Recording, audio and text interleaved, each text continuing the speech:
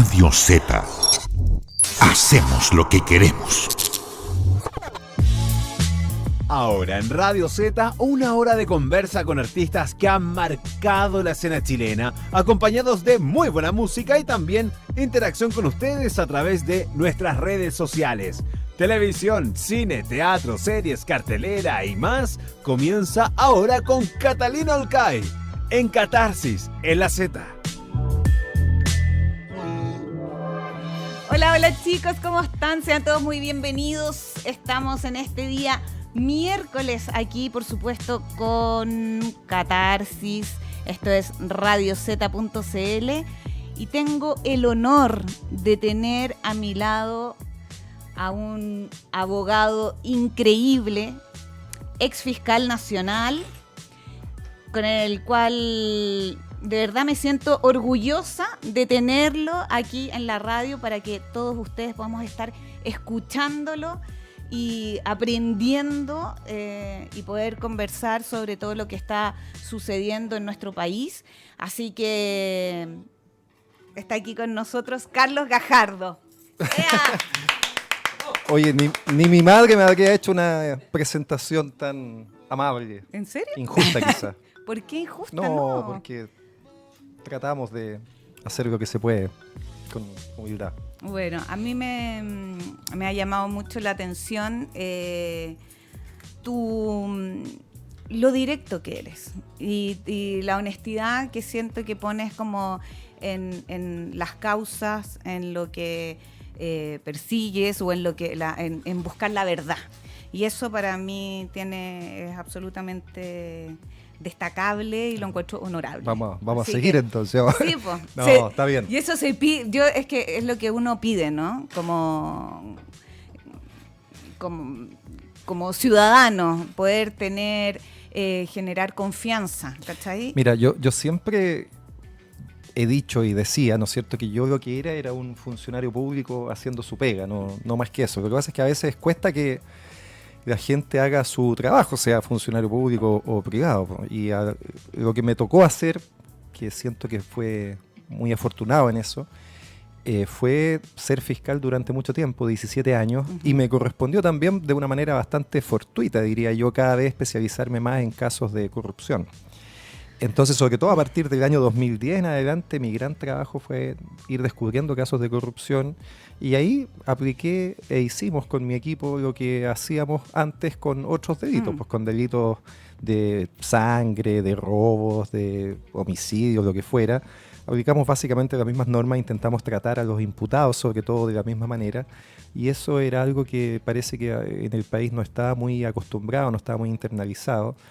Y que fue, yo creo, lo que nos distinguió en el trabajo que hacíamos en la Fiscalía de Alta Complejidad en la zona oriente. Pero sí, si uno hace el balance al final del día, yo creo que lo que hicimos fue hacer nuestra pega. Hacer la pega. No más que eso. Sí, pero no exento de polémica en todo lo que iba pasando, porque... Bien polémico fue todo. Pues, sí, porque finalmente... Claro, cuando se empieza a involucrar como la política y ver como gente que es muy influyente, debe haber sido difícil hacer esa pega. Mira, yo siempre digo que hicimos esa pega muy contentos, muy felices, nos dio mucha satisfacción en términos personales, de hacer un trabajo muy desafiante. Y claro, por supuesto también tuvo que haber existido presiones que no llegaban directamente a nosotros, sino que llegaban a nuestros jefes. Y lo que eso fue provocando en algún momento fue que nos fueron quitando causas, pues, y fue el motivo por el cual finalmente renunciamos. Nosotros renunciamos a principios del año 2018, cuando de las causas que investigábamos habíamos descubierto primero el caso Penta, después el caso SQM y después el caso Corpesca, que eran 3 casos de empresas que hacían básicamente lo mismo. Financiaban a políticos con boletas falsas. Y eso a lo menos constituía un delito de carácter tributario y además habían unas conductas que eran derechamente de soborno, o esa fue al menos la imputación que hizo la Fiscalía. Y a medida que avanzamos en estas investigaciones, primero nos quitaron el caso Corpesca, después nos quitaron el caso SQM, solo nos quedamos con el caso Penta. Y cuando en el caso Penta, que era el que nos quedaba, esto es como la canción de los perritos, ¿no? Claro, Yo tenía tres perritos. Y ahora ya... Con el único que ya nos iba quedando, empezaron a tomar decisiones. Nuestro jefe empezó a tomar decisiones que nosotros no estábamos de acuerdo. La más y la última fue cuando se decide la suspensión condicional de un senador de la República, el senador Iván Moreira. Y ese fue ya la gota que rebalsó el vaso y renunciamos a la causa. Y renunciamos a ser fiscales. ¿Difícil renunciar? No fue tanto, porque por lo mismo que te digo, porque esto fue un vasito que se fue llenando de nuestro aguante, de nuestra capacidad de aguantar. Nosotros pensábamos que cuando se iban reasignando causas y se nos iban quitando las causas, bueno, pues eso podía tener cierto sentido, quizás otros fiscales podían llevar igual o mejor que nosotros las causas, eso no teníamos por qué descartarlo, pero cuando vimos que las decisiones que se empezaron a tomar eran derechamente decisiones que favorecían la impunidad, bueno, la decisión nos brotó bastante fácilmente, no fue que nos diéramos mucha vuelta con Pablo y renunciamos bastante impulsiva y rápidamente.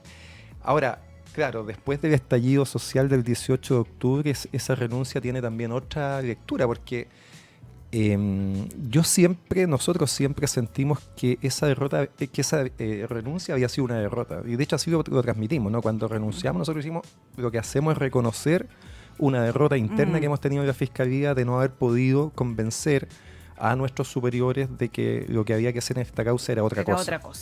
Y como tenemos esta derrota interna, lo que hacemos es dar un paso al costado y dejamos a que las personas que están tomando esas decisiones se hagan cargo de ellas, ¿no? Pero si uno lo mira ahora, después del 18O, yo creo que hay una lectura distinta. O sea, yo creo que fuimos bastante previsores de lo que se estaba incubando en el país con este tipo de decisiones. Y no quisimos ser parte de ellas. Justamente eso te iba a decir, que hoy día es un poquito al revés, lo que yo lo siento casi una decisión como de superhéroe un poco, en el sentido de decir, no, yo no quiero ser parte pero viste, de ya me quieres poner no, capas que no merezco, creo yo. Pero me refiero porque finalmente es difícil también, yo creo, de cierta manera, tomar ciertas decisiones que son complejas, porque finalmente el ser fiscal también hay una situación en que uno puede investigar. ¿Cachai? Como que está ahí en una posición que es súper importante, pero en el momento en que también como que se te cortan los pies para poder hacer realmente lo que tenés que hacer, hay una decisión como decir, bueno, trato de seguir. Entonces finalmente es decir, ¿sabes qué? No, yo no me hago partícipe de esta decisión y me imagino que debe ser una decisión igual difícil porque es un puesto que es importante y que yo me imagino que a uno le gusta ejercer ese puesto, ¿cachai? Totalmente. No, totalmente. O sea, lo sintetizas muy bien. Pues. Mantuvimos siempre esta tensión entre, cuando empezaron a pasar estas conductas de quitarnos piso, esta tensión de seguir, intentar empujar el carro o renunciar. De hecho, tuvimos amagos de renuncia de manera previa que fueron de alguna manera abortados porque se tomó la decisión de volver a darnos ciertas confianzas en el cargo. Pero ya cuando se toma la decisión, claro, yo creo que tenía que ver con un agote de lo que estaba sucediendo y es una decisión difícil. Lo fue, por supuesto, porque ser fiscal, tienes razón, yo lo miro como un privilegio, o sea, es un trabajo en que la sociedad te encomienda una labor muy relevante, que de alguna manera, y ahí a lo mejor se confunde, ¿no? Que de alguna manera te da una cierta superioridad moral, pero que no es moral, sino que es jurídica, de enrostrarle a otro que está haciendo algo malo y porque está haciendo eso algo malo, incluso pedir que esa persona vaya presa, ¿no? Que es lo que hace un fiscal. La decisión la toma un tercero imparcial, que es el juez, claro.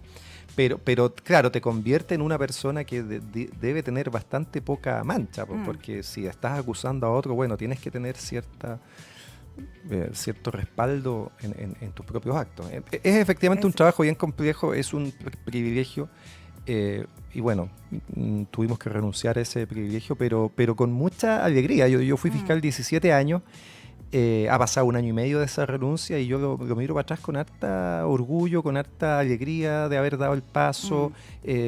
Siento que fue un periodo en que fui muy feliz en muchos sentidos, no solo en el profesional. Yo empecé siendo fiscal siendo un cabro chico, tenía 28 años cuando me nombran fiscal, fui 17 años, fui hasta los 45, o sea, una parte muy importante de mi vida pasó siendo fiscal. Ahí me casé, ahí tuve mis hijos, entre medio se murió mi papá, o sea, me pasaron muchas cosas siendo fiscal. Mira, me empezáis a decir cosas y tengo 80.000 cosas que decir. Primero, antes que sigamos por ese lado, me quería detener un segundo en esto de la impunidad. Yo siento que lo peor que le puede pasar finalmente a un país y finalmente como las señales que se dan es con el tema de la impunidad. 100% de acuerdo. Y de cierta manera, tú al haber visto estas causas y haber visto que finalmente lo que estaba pasando es que había una impunidad, ¿no? ¿Veías venir este estallido social?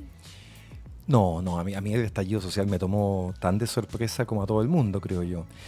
Porque teníamos una sensación de que en Chile la gente aguantaba demasiado. Uno de nuevo puede mirar para atrás cosas que pasaban, ¿no?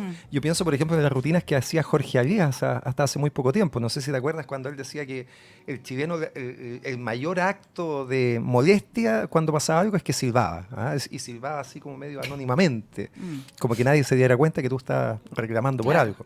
O sea, teníamos internalizado que los chilenos aguantaban y que no estallaban como en otros lugares. Y teníamos cierta percepción de que el sistema de alguna manera funcionaba porque algo te daba y eso hacía que la gente estuviera más o menos conforme con él. Esa es la idea que teníamos. Bueno, resultó obviamente ser una idea bastante equivocada, pero por lo que ha pasado, pero jamás pensé yo que se estaba incubando tal malestar, que incluso me extrañaba que no se incubara, ¿no? Porque uno veía tanta injusticia en muchos términos. Mira, Chile en los últimos 30 años, del año 90 hasta acá, ha tenido un desarrollo económico que todas las cifras te lo muestran que es muy envidiable. Es decir, el Producto Interno del país se ha multiplicado por 6. En el año 90 teníamos $4.000 de ingreso per cápita, hoy día tenemos 25.000. En el año 90 teníamos 100.000 jóvenes en educación superior, universidad e instituto, hoy día tenemos más de 1 millón. Se ha multiplicado o ha sumado mucho la esperanza de vida, ha bajado la mortalidad infantil. Como mires a Chile, y basta con que veas las calles, ¿no es cierto? El país ha progresado muchísimo. Pero había una cosa en que el país estaba pegado y que no se movía nada, que eran los índices de desigualdad. O sea, cómo se distribuía este ingreso que iba creciendo. Permanentemente el 1% más rico más o menos se llevaba el 30% de la riqueza, el 10% más rico más o menos se llevaba el 66%, 2/3 de la riqueza, el 50% más pobre, la mitad del país no llegaba al 3% del total de la torta. Y entonces era como obvio, porque uno lo compara con otros países, o sea, no hay ningún país en que la torta se distribuye igual, en que cada uno que toque, pero tampoco hay ningún país que tenga tales niveles de desigualdad. Entonces era, creo yo, bien interesante el fenómeno y que nos hacía pensar que Chile era un oasis o una isla, como lo decía el presidente Piñera hace algunos meses. Pero eso era así. A nosotros nos parecía que éramos un país distinto a Latinoamérica. Bueno, parece que no lo éramos tanto y eso que estábamos guardando debajo de la alfombra no era simplemente basura, sino que estábamos metiendo una bomba debajo de la alfombra que nos terminó por estallar. Oye, y bueno, me gustaría remontarme un poco porque hay estas cosas como de injusticia, qué sé yo. Me gustaría ir un poco a Carlos Gajardo niño. Muy bien.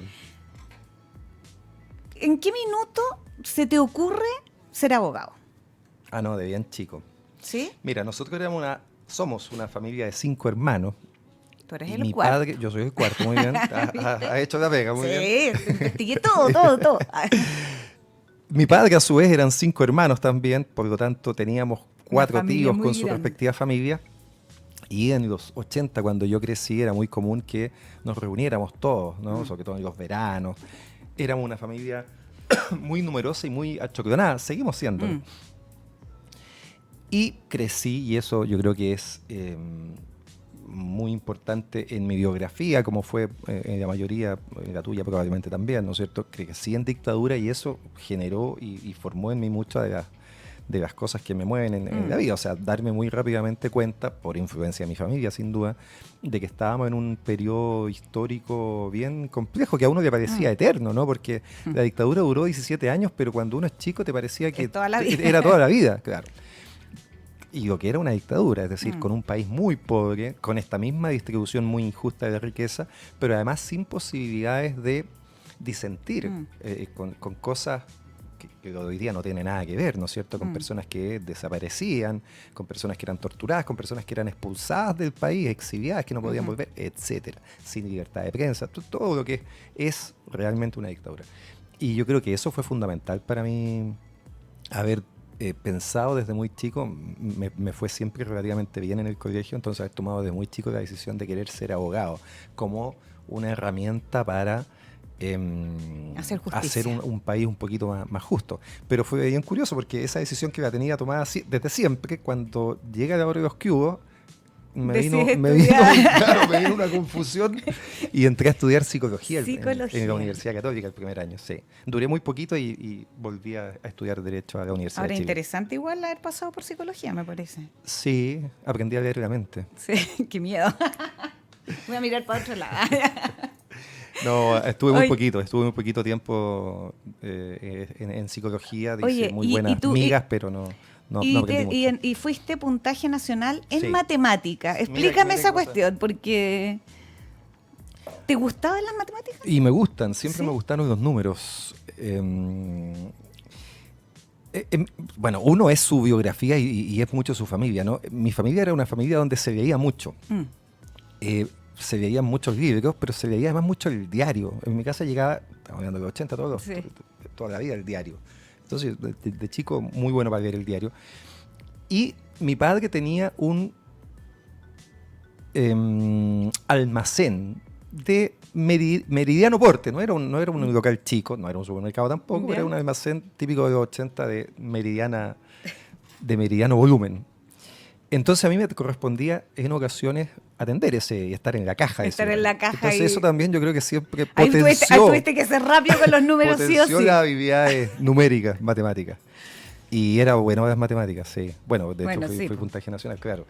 Y siempre pensaba, he tenido la duda de si hubiera crecido en democracia, capaz que no hubiera estudiado Derecho. Porque te decía que haber estudiado Derecho fue una cuestión que tuvo que ver mucho con la situación que estábamos viendo. Debo decir que estando en democracia igual se necesita más justicia, por supuesto. Se necesita hacer justicia. Por supuesto, pero uno puede hacer justicia desde tantos lugares, pues desde las comunicaciones, desde el arte. Y también desde la economía, desde la ingeniería, por supuesto. Sí, o sea, el derecho es probablemente el último recurso, cuando ya la gente ya empieza... Cuando ya uno está, cuando no podéis más, tenéis Exacto, cuando ya te empiezan a dañar, a matar. Cuando empieza a doler. Más importante. Esa sensación tengo, cuando uno ya como que le empieza a doler el alma de lo que uno se siente pasado a llevar. Es cuando ya uno como que no te queda otra que acudir un poco a la justicia. Es el último recurso, siempre debiera ser el último recurso de la justicia. Uno debiera siempre que los problemas se solucionen antes, conversando, de otra manera. Y siendo... Claro, y después está la política, se necesitan dos partes estar dispuestos a llegar a acuerdos. Muy bien. Que es el punto. Oye, tu padre. Mi padre. Muy importante en tu vida, que además... Ahora acabo de cachar que hay dos frases increíbles de él, que una es como, no hay que tenerle miedo a los poderosos, que me parece admirable, porque en general uno le tiene miedo, ¿cachai? Como en general te enseñan más como a cachar el moño, ¿no? Exactamente, y no tener miedo a decir lo que es justo o lo que está bien. Y la otra, soy tonto hasta las 12. Sí, pues. Bueno, mi papá era curicano, pues, y siempre estuvo muy vinculado al campo, ¿no? Él era técnico agrícola, trabajó en el servicio agrícola y ganadero mucho tiempo, entonces tenía mucho, y yo eso lo mantengo y lo he seguido, ¿no? Tenía eso mucho de la frase popular, de la sabiduría popular que te dice tantas cosas, pues. Y esa era una frase que repetía cada cierto tiempo, era de somos tontos hasta las 12, diciéndole a la gente, oiga, no se pase. Claro, no me tome por tonto, pues no es cierto, yo, está bien, yo puedo ser tonto, pero hasta las 12 nomás, entonces después se me pasa. Y fue bien curiosa esa frase porque, tal como los actores, ¿no es cierto?, que preparan su libreto antes de una actuación, los abogados también, por supuesto, preparamos nuestros alegatos antes de tener que tener una audiencia importante. Obviamente uno se prepara. Y yo en el caso Penta, por supuesto, había preparado muy bien mi alegato y qué sé yo. Y tenía una frase que era preparada, sin duda, que era la frase que hizo mucho ruido de la máquina para defraudar. Sí. Y esa fue una frase que utilizo y cierro mi alegato diciendo que en el caso Penta la empresa se había terminado convirtiendo en una máquina para defraudar, ¿no? Y explico por qué previamente. Bueno, pero esta frase de somos tontos hasta las 12 nunca la preparé, fue totalmente espontánea. Me salió del alma. Porque fue en una réplica al alegato de la contraparte, ¿no? Después la contraparte hace su alegato y empieza a decir que bueno, que poco menos los señores nunca supieron nada y que todo esto se hacía a su espalda. Y yo empiezo a decir por qué esto no era así, de partida porque, no sé, las boletas falsas eran hasta de las señoras de los controladores, pero era imposible decir que ellos no sabían. Y entonces, para cerrar ese argumento, digo esto de que en el campo, su señoría, dicen que uno es tonto hasta las 12. Bueno. Pero lo más curioso es que miro el reloj en ese momento que había al lado de la muralla y eran las 12:05. Oye, pero fue una sincronía. Ya se había pasado lo tonto. Ahora ya se le había pasado lo tonto ya. Pero fue una sincronía que parecía que todo eso sí había estado preparado y nada, fue totalmente improvisado y por supuesto el que hubieran sido las 12:05 también fue algo totalmente improvisado y bien no sé cómo decirlo. Capaz que haya... Bueno, yo pienso que también ahí están como las sincronías de la vida, sí, de que de verdad de repente algo te dice esto es así como ya... Sí. No, y fue una frase que hizo mucho sentido y que sigue haciendo. Yo la sigo utilizando mucho en mi cuenta de Twitter cuando pasa algo, alguien se manda una declaración no creíble y yo simplemente le pongo somos tontos hasta las 12, ¿no? Para evidenciar que no tiene ninguna credibilidad lo que se está diciendo. Obvio. Oye, generalmente yo le pido a mis invitados de que pongan una canción. Ahora yo sé que uno de tus grupos favoritos son Los Prisioneros. Mucho. ¿Te tinca que pongamos una canción de ellos? Me tinca mucho. El baile de los que sobran. Que ha estado tan de moda en estos días. Además, que me parece... Mira, que tiene... Es que el sentido que hace... No, pero tiene una doble maravilla, que la primera es que qué capacidad que tienen los cabros, porque esta es una canción que Jorge González compone cuando tiene 18, 19 años, del año 86, por ahí. O sea, cuánta capacidad de ver lo que está pasando con 18, 19 años. Increíble. Y lo segundo es cuánta vigencia, porque ha sido una de las canciones emblema de este post 18 de octubre y que se ha replicado en otras partes del mundo también. Se canta en otras partes del mundo, en Colombia la han estado cantando, en otros países, y que 30, 40 años después de que se compuso sigue siendo tan vigente como el primer día. Así que estupenda elección. Ya, pues, el baile de los que sobran, de Los Prisioneros, increíbles, por supuesto, estamos aquí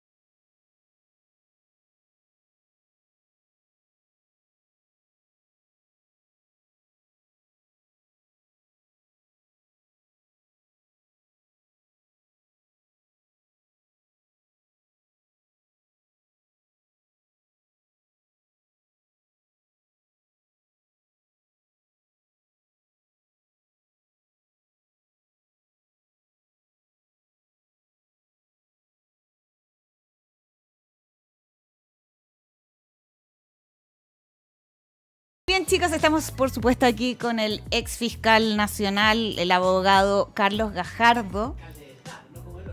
¿Ah? Oye, pero no Oye, nacional, no me suba el... Yo era un fiscal adjunto. Bueno, ex fiscal adjunto, ya. Oye, A ver. mira, qué bueno que dijo. Yo no sé si tú has visto la teleserie Juegos de Poder. Sí, ¿La has visto? he visto. ¿Qué? Vamos a hablar acá del jefe. ¿El jefe? El jefe. Ah, no sabía. El fiscal, po. Por eso es sí, Radio pues Zeta. Zeta, esa vale. No, vamos a tirarle flores al jefe.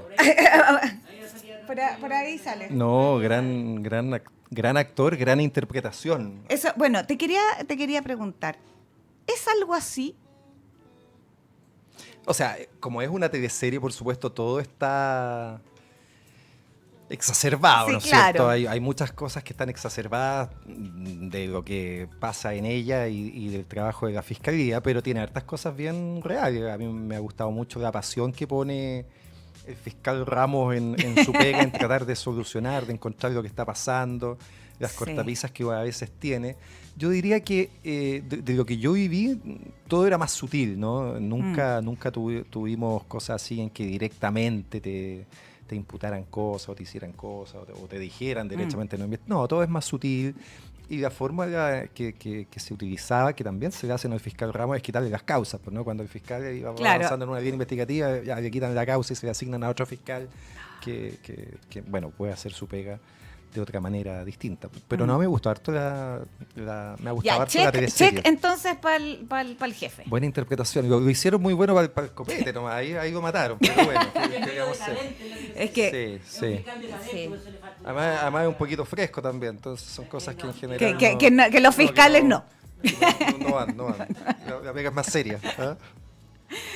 Oye, ya, quiero volver un poco a este niño que decide estudiar Derecho. Tengo una pregunta. A ver. ¿Te pasa de repente que te puedes sentir como de repente medio frustrado en el momento de los juicios? Como de que si... De que sientas que no se está haciendo justicia. Mira, lo que pasa es que... Muy buena pregunta, ¿no? Pero qué buena pregunta. Un poquitito, mira, donde está la coletita en la frente. Eso. Ahí. Ay. Porque siempre un juicio tiene que ver con... se asemeja al deporte, de que uno compite contra otra persona, ¿no es cierto? Y intenta obtener un resultado. Hay un tercero imparcial que dirime esa contienda. Y uno tiene que tener, igual que en el deporte, tolerancia a la frustración. Pues es decir, a veces tú sabes que los partidos los ganas y a veces los pierdes. Y debes quedarte con la tranquilidad de haber dejado en la cancha todo lo que tenías que dar. ¿Ah? La frustración probablemente viene cuando uno se da cuenta que hay un árbitro saquero, de que la FIFA mete su mano y que un caso se puede resolver o derechamente el partido ni siquiera se llega a jugar porque hubo manos moras en eso. Por supuesto que eso en ocasiones molesta, pero yo también siento harto que esas son también las reglas del juego y que uno tiene que tener la capacidad para combatir eso. O sea, desde el día 1, cuando empezamos a trabajar en causas de este tipo de corrupción, uno sabía que la cancha era un poquito más dispareja en cuanto a que vas a tener probablemente más dificultades para llegar a un resultado bueno. Pero a pesar de eso, yo quedé con mucha satisfacción de lo que conseguimos, porque, mira, en tantas investigaciones previas al caso Penta logramos descubrir cosas tan importantes para el país, que por supuesto fueron muy importantes en menor medida que el caso Penta, pero nosotros llevamos investigaciones, por ejemplo, por fraudes en la Armada, a propósito de unas platas que se malgastaron, que hubo un fraude directamente en el caso Fragata. Después investigamos el caso de la Comisión Nacional de Acreditaciones, donde descubrimos que se le pagaba dinero al presidente de la Comisión Nacional de Acreditaciones para obtener que universidades tuvieran más años. Descubrimos fraudes en la JUNAEP, descubrimos fraudes muy importantes en el Servicio de Impuestos Internos con funcionarios involucrados que estuvieron presos y qué sé yo. Siempre casos de funcionarios puntualmente involucrados. Claro, Yo no diría que Chile tiene una corrupción generalizada, pero cuando hay, a veces cuesta efectivamente sacar esos elementos del sistema. Y fue este último caso, el caso del Servicio de Impuestos Internos, que se conoció como el caso FUT, el que nos derivó al caso Penta y compañía, el caso Penta, SQM y Corpesca. Entonces, tuvimos la posibilidad de avanzar en eso y a mí siempre el trabajo me trajo mucha satisfacción en eso, de poder descubrir cosas, encarcelar personas, recuperar dineros para el Estado, mostrar falencias que hacían que se dictaran nuevas leyes, nuevos reglamentos. Todos estos sistemas que yo te hablo se modificaron completo, ¿no? La CNA, la Comisión Nacional de Acreditación, se modificó completa después de nuestra investigación. Los procesos de armas se modificaron completos después de nuestra investigación en el caso Fragata, etcétera. Bueno, y en materia política ni hablar, porque el caso Penta hizo una modificación muy importante en la forma en que se financia la política. Entonces, al final del día, yo siento mucha satisfacción del trabajo que hicimos. Oye, y eso, ponte tú, decías, pudimos recuperar algunas platas que son finalmente como para el Estado. ¿En todos los casos se ha podido recuperar? Me refiero como cuando tú, digamos, uno sabe, dice, oye, ya, te voy a inventar, no sé, pues como, o los perdonazos, por ejemplo. Los perdonazos, ¿eso es por ley que se puede hacer, los perdonazos? ¿Y por qué? Mira, en general yo diría que hay que distinguir caso y caso. En el caso Penta y SQM, como estábamos en presencia de empresas muy importantes, todas esas empresas debieron rectificar las declaraciones de impuestos que habían hecho y tuvieron que pagar al Estado sumas muy importantes y con multas, intereses y reajustes. Perfecto. Ahí se recuperó efectivamente Ya. mucha plata, pero además, y esto es muy importante por el efecto que produce una causa, que yo creo que se tiene que haber notado en todos los ámbitos. Hasta antes de estos casos, el uso de boletas falsas era muy común. Yo siempre he contado que en algún momento, yo cuando estaba empezando mi carrera profesional, cuando era procurador, alguna vez alguien me pidió una boleta para justificar un pago de un trabajo, pero era un monto exacerbado. Y yo no lo quise hacer más por desconfianza que por otra cosa. Lo que te quiero decir es que desde hace 30 años el tema de las boletas falsas en Chile está dando vuelta y yo tengo la impresión que a partir de estos casos eso bajó bastante. De hecho, la recaudación, más bien la evasión fiscal por estos temas bajó como 2 puntos por año el 2015 y el 2016. Tuvo un efecto muy potente en la gente que dejó de hacer esa conducta. Seguramente hoy día hay nuevas maneras de defraudar que habrá que buscar, de evadir impuestos que habrá que buscarlas. Pero tiene un efecto muy virtuoso cuando tú investigas y sancionas. No solo con el que es pillado, el que es descubierto, que tiene que pagar, sino que es el con mensaje el resto. que le das a todo el resto de que el no se... mensaje que le das a los que demás. eso no se permite. Que no se permite, exactamente. Y respecto a perdonazos, bueno, siempre han habido en temas tributarios, hubo un famoso perdonazo del caso Johnson, que siempre fue muy criticado, se investigó penalmente por qué se había hecho. Quedó siempre ahí una nebulosa. Yo creo que la autoridad debe ser muy cuidadosa cuando realiza ese tipo de conducta y yo creo que el caso Johnson demostró que fue una decisión muy equivocada la que se tomó en ese momento. Sí, pues porque finalmente se supone que esas son platas que finalmente debieran ser de todos los chilenos, ¿no? Para poder contribuir justamente con las demandas y todo lo que está pasando y que quedan como... No, totalmente, pues tú con tu plata haz lo que quieras, pues, pero con plata de todos los chilenos no puedes andar haciendo perdonazos. Así lo veo yo, ¿no? Estamos de acuerdo. Oye, el tema de las AFP. A mí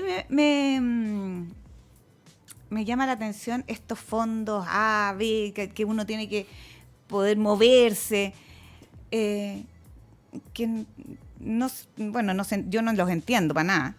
No me pero ¿por qué debiéramos tener que hacerlo, o no? Es raro ese...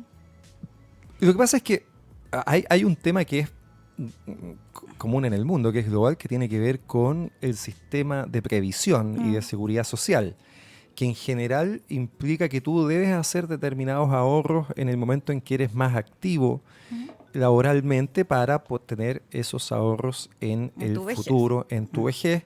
Y hay dos sistemas, diría yo, que algunos y el chileno es el epítome de eso, que es más bien de una capitalización individual, que en el fondo tú te rascas con tus propias uñas, ahorras y ves cuánto juntaste cómo lo y haces. eso en tu vejez es lo que vas a tener, o sistemas que son más solidarios, que tienen que ver con que, bueno, vamos a juntar hoy día plata entre todos y vamos a pagarle repartir. a los que están pensionados hoy día y en el futuro los que están trabajando nos van a pagar a nosotros.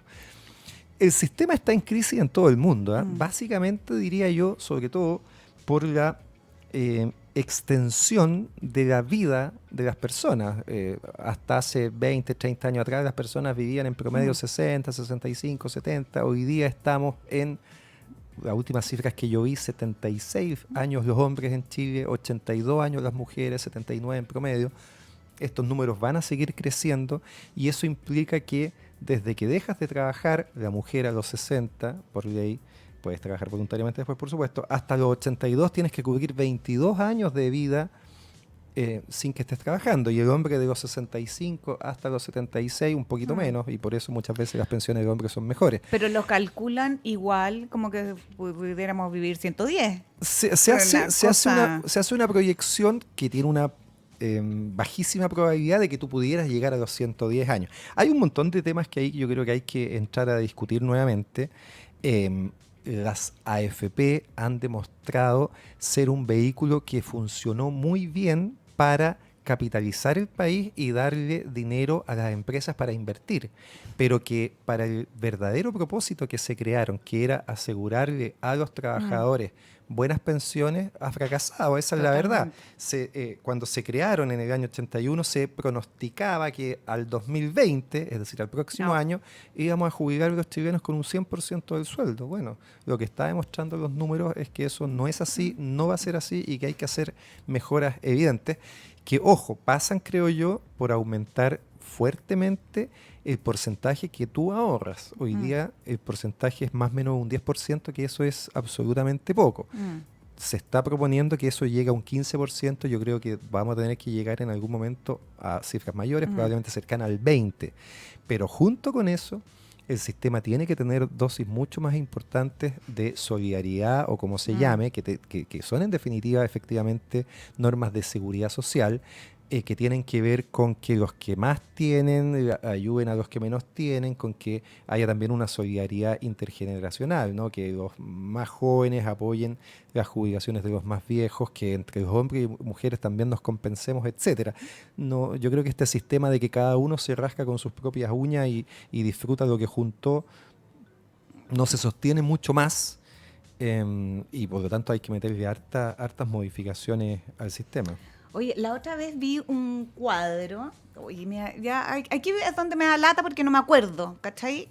Pero era una periodista que mostró un cuadro de cómo se repartían, no sé si lo viste, las platas a los jubilados, que finalmente como de las platas que había que repartir, era un porcentaje enano el que realmente les llegaba.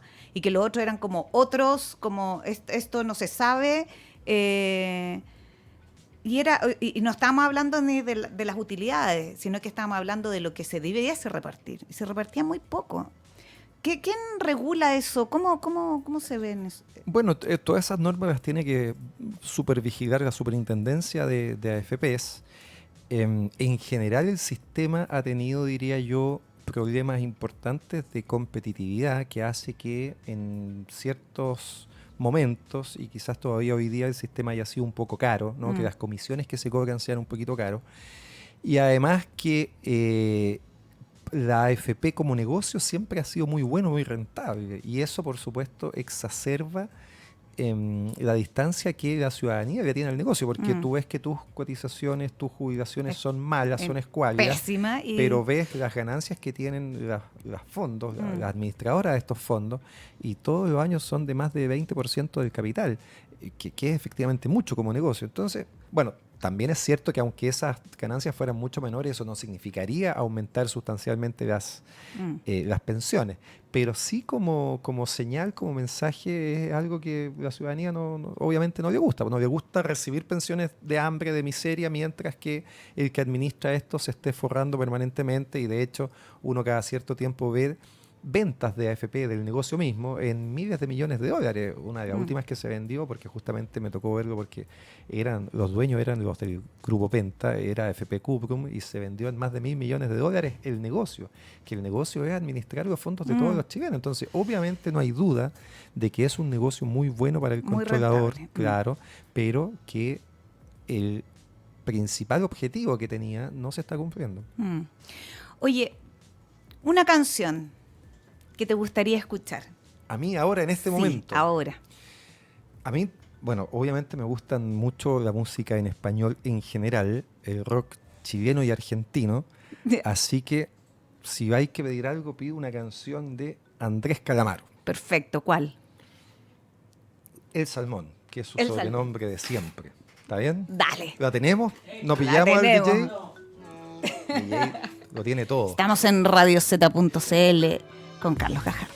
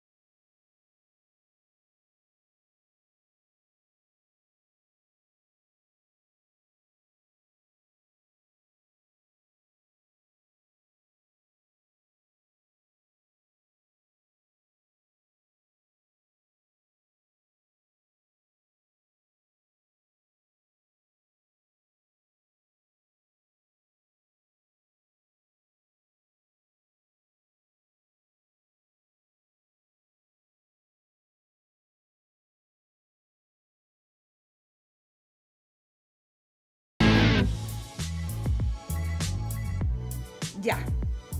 Me desconcentré Con la canción. con la canción. Buena. Oye, Asamblea Constituyente. Muy bien. Hablemos de eso. ¿Qué te parece a ti? No, me parece que en este periodo efectivamente el país está exigiendo muchos cambios de distinto tipo. Un cambio, por supuesto, es una nueva constitución. Hay otros cambios que tienen que ver con nuevos pactos sociales, nuevos pactos contra la impunidad, y todos ellos deben avanzar para que podamos recuperar ciertos niveles razonables de convivencia.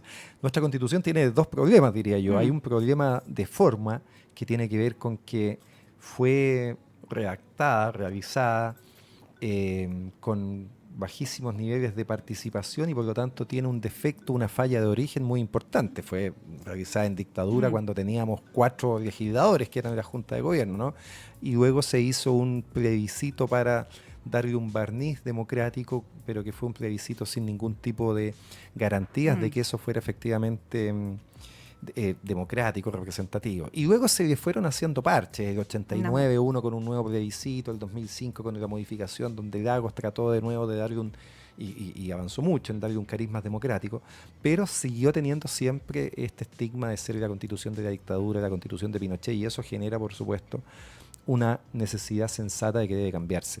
Pero además, en el fondo, es una constitución, diría yo, que asegura muchas formas de relacionarnos, muchas formas de distribuir el poder, que yo creo que hoy día están también demostrando que están desfasadas. Hay un excesivo presidencialismo que hace que al final el trabajo del legislador sea más bien de colegislar, que tiene que estar muy sujeto a las iniciativas del presidente por una parte y a las urgencias de nuevo del Ejecutivo, entonces le deja muy poco espacio al Parlamento. Y además establece, yo diría, que me parece que otro problema importante, una especie de prioridades en la manera en que establecemos nuestros derechos, que es un poco equivocada, donde le da mucha más preponderancia a derechos individuales, especialmente al derecho de propiedad, versus derechos más colectivos. Más sociales. Que más sociales. Entonces yo diría que en esa combinación de que en el fondo la Constitución tiene hartas cosas que hoy día no nos acomodan y en la forma tiene un defecto de origen, es muy, muy razonable y hay un consenso muy extendido que las encuestas muestran cercano al 80 y tantos % de que la Constitución hay que cambiarla, y eso, el mejor mecanismo me parece es que partamos con una hoja en blanco, con un grupo de representantes del país que ¿Y ese grupo de decidan representantes, qué hacer. te parece que debiera ser 100% ciudadano? Sí, no, y yo creo que eso, si eso se vota efectivamente como se ha dicho, va a ser una votación que se va a ganar con un muy amplio porcentaje. No me imagino a que la gente cuando vaya a votar va a querer que la mitad de esos representantes estén previamente definidos y que sean los mismos políticos de siempre. Eso me parece que no va a pasar, y creo que si esto se vota como efectivamente pareciera ser, creo yo, la opción de una nueva constitución va a ganar por amplio margen, y la opción de que eso sea con un 100% de nuevos constituyentes también va a ganar por amplio margen. Yo también creo. Sí. ¿Te interesaría ser parte de esos constituyentes? Sí, es fíjate. El tiempo de las mujeres. ¿Sabéis qué? Sí. Tenemos aquí una candidata. Ya. Una candidata. Creo que hay hartas cosas que decir y que opinar, ¿cachai? Entonces sí, creo que me parece hoy día que es algo súper interesante de poder participar. Oye, y cuéntame, ¿tienes hijos? Tengo hijos. ¿Cuántos? Tengo 3 hijos. 3 hijos, ¿de qué edades? Son de 13, 11 y 7. ¿Qué cachan más o menos lo que está pasando en el país? Yo creo que sí. Obviamente son hijos del privilegio, por supuesto, y por lo tanto han tenido muchas de las posibilidades de vivir en este país, que en ciertos sectores se parece más a Europa que a Ecuador, Bolivia o Perú. Y trato de que en ese privilegio al menos sean conscientes de ese privilegio, ¿no? Que sean conscientes de que lo que les toca vivir no es lo mismo que les toca vivir a la mayoría de los chilenos, y eso parte, por ejemplo, en el tema educacional. Probablemente las posibilidades que ellos tienen son mucho mejores que las que van a tener muchos otros, y al menos lo que me interesa es que ellos se den cuenta de eso, y que por lo tanto es que darse cuenta de ese privilegio te da una dosis de humildad, diría yo, porque te hace darte cuenta de que al final tus logros en una sociedad en que no ha vendido mucho, de que en el fondo tus logros son frutos de tu capacidad, y que los que están arriba, por lo tanto, al final es porque son más capaces que los demás, y es un premio que estén arriba. Ese discurso, no es así. Exacto, ese discurso es un poco falso, porque el privilegio hace que tú tengas mejores capacidades y luego tengas mejores puestos, mejores ubicaciones, y no es común, no es casual entonces de que, no sé, de determinados colegios, que en general son de la zona oriente, de Santiago, salgan el 90% de los ministros, el 80% de los diputados, el casi 100% de los directores de bolsa, etcétera. No es porque ese grupo de personas sea más inteligente, más preparada, Más no, capaz. es porque ese grupo de personas ha tenido muchas más posibilidades, que tiene que ver con mejor educación, pero que también tiene que ver con mayor capital cultural en sus casas y que también tiene que ver con muchas mayores redes de contacto una vez que entran al mundo laboral. Entonces, es un desafío difícil eso de intentar que tus hijos, tu familia no vivan en una burbuja y tengan ciertos niveles de conciencia al menos. Y de empatía que, y de claro, entender un poco lo que... Y de ser agradecidos de lo y esto que se ha dicho mucho, ¿no? Que además que ese privilegio se transforme de algún modo también en una responsabilidad. A eso voy, como sentir que uno es agradecido de lo que tiene, pero de cómo yo puedo entregar también y apoyar y ayudar a que hoy día esto que estamos un poco... todo este estallido social con respecto a la dignidad, a la justicia, a dar igualdad de oportunidades. ¿Tú tienes hijos también? Tengo 2 hijas. Sí. ¿Hijas? Sí, 2 hijas. Bueno, yo de mis 3 hijos, un hombre y 2 mujeres, ¿no? Y tener hijas mujeres me ha hecho también ser mucho más consciente del privilegio del hombre y por lo tanto ser mucho más afín a todas las protestas, muestras feministas, digamos, ¿no? ¿Viste a estas chicas increíbles de la tesis? Las tesis, claro. ¿Qué opinas de eso?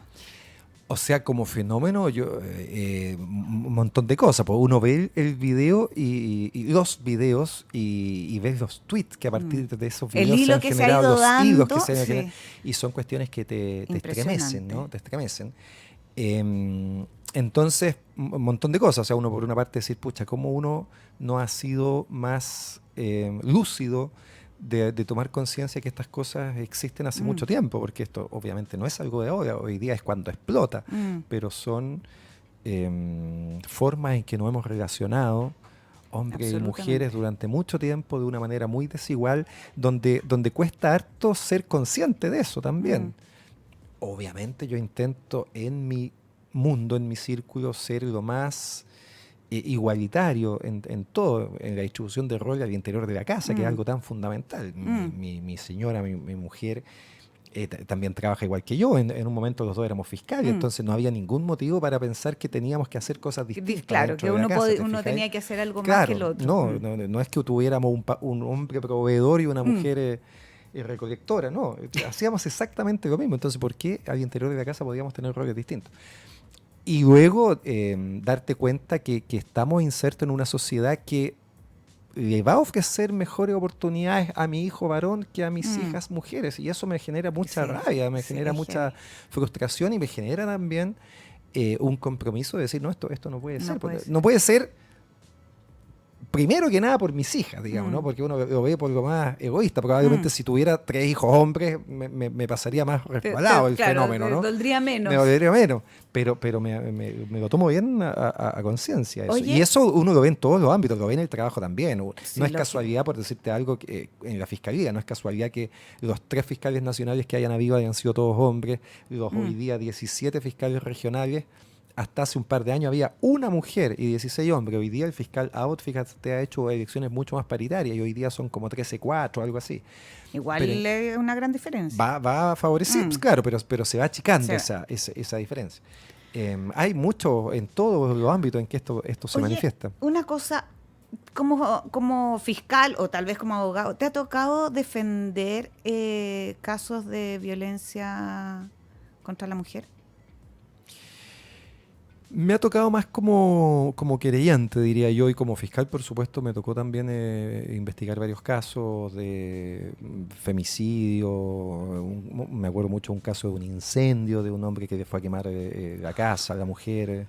Claro, me tocó, por supuesto, participar en muchos casos de este tipo, y son muy impresionantes porque en cada uno de ellos se arrastra toda una historia de violencia que va en aumento, sistemática hasta que explota en episodios cada vez más violento. Y a pesar de ya haberse hecho una constancia o una denuncia, igual sigue pasando, hay como una... Claro, bueno, y tenemos este abaco que nos va midiendo los números de femicidio en el año y en general hay bastante poca diferencia entre un año y otro. Aquí hay un tema cultural muy importante en que tenemos que cambiar nuestras formas de relacionarnos, porque hay delitos en que el delincuente actúa con mucha racionalidad y sirve mucho, por supuesto, el que aumenten las penas y el que se castigue, porque eso hace que los demás se disuadan. Y estoy pensando sobre todo en delitos económicos, pero en delitos de este tipo la verdad es que como hay tanta irracionalidad en lo que se hace, a pesar de los razonables aumentos que han habido en las penas y en las sentencias y en los castigos, la verdad que el número de femicidios, que es la forma más brutal que adquiere esta violencia, se ha mantenido bastante estable en el tiempo. Por eso yo encuentro tan importante que las mujeres hoy día estén sacando la voz, que estén las tesis, que esté pasando esto, porque de cierta manera ya también se empieza a poner en evidencia y hacer como partícipe a toda la sociedad de esto que es gravísimo y que pasa a todo nivel y que obviamente en algunos se sabe más que en otros, pero pasa en todas partes. Oye, ahí hay un tema importante justamente con la nueva constitución, porque tenemos que asegurarnos, creo yo, que esa nueva constitución se realice también de manera paritaria.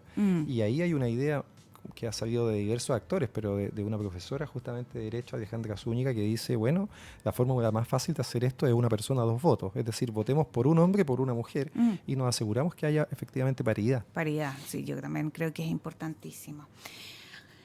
Carlos, estás con el caso de Gustavo Gatica. ¿Cómo va eso? ¿Se sabe ya? ¿Hay como información al respecto?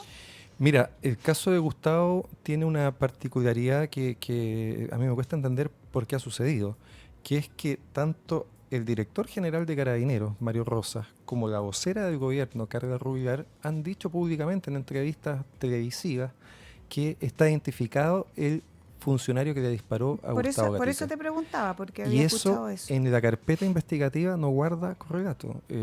Carabinero hasta el día de hoy no ha dado la información precisa de quién fue el autor material de los disparos.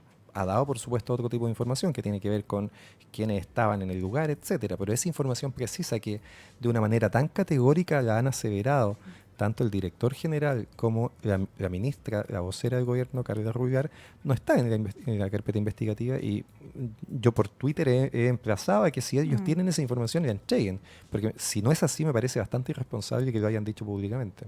Pero y el ser así, me refiero en el juicio, uno debieran entregarlo, ¿no? Debieran, y por eso hemos pedido la citación de ambos. Pero y de igual manera la investigación tiene que tener la capacidad de poder, aún sin esa colaboración, poder determinar quiénes fueron los que dispararon. Pero obviamente en un caso de este tipo, que el gobierno incluso lo ha repudiado, lo ha criticado, habría sido muy importante tener una colaboración mucho más efectiva por parte de la policía.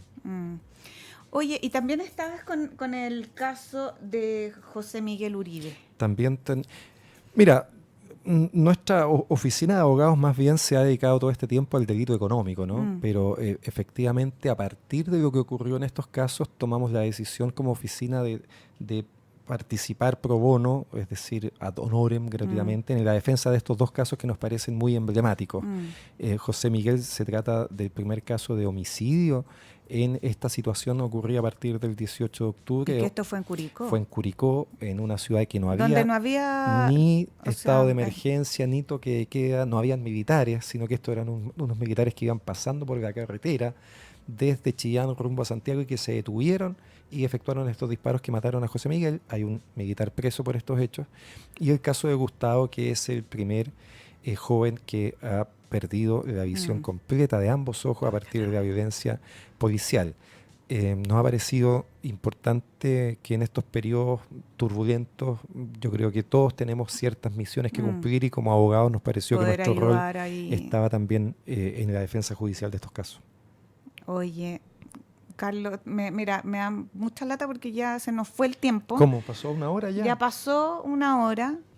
y dicen, mira, tengo temas. Quedó la pauta, y me quedó la pauta. queda la pauta completa. No, yo te agradezco mucho la invitación, Catalina, además que somos vecinos acá Sí. del lugar, porque efectivamente se nos pasó la conversación volando y ha sido muy interesante y entretenido conversar.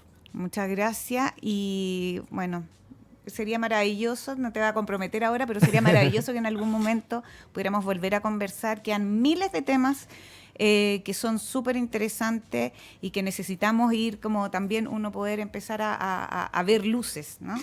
Así que muchas gracias por tu tiempo y chiquillos, los dejo invitados, por supuesto, para que sigan en Catarsis el próximo lunes. Muchos besos para todos. Gracias, chao. Chao, chao.